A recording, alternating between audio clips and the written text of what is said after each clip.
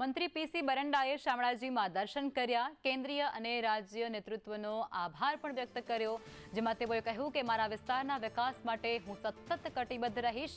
આદિવાસી વિસ્તારના ધારાસભ્ય તરીકે મારી પસંદગી થઈ અને ત્યારબાદ મને આ મોટો હોદ્દો મળ્યો છે, જેના પર હું લોકોના કામ થાય તેને પ્રાથમિકતા આપીશ.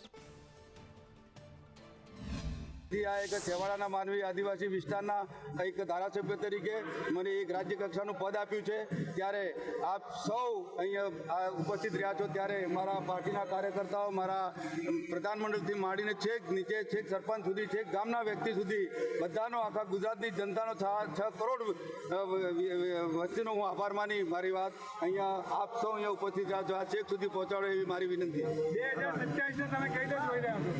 2027ની અંદર હું જોઈ રહ્યો છું કે આવનાર સમય આપણા માટે, આપણા ગુજરાત માટે, આપણા દેશ માટે અને ઉજળો છે અને વિકાસના પંથે આપણે જઈ રહીશું.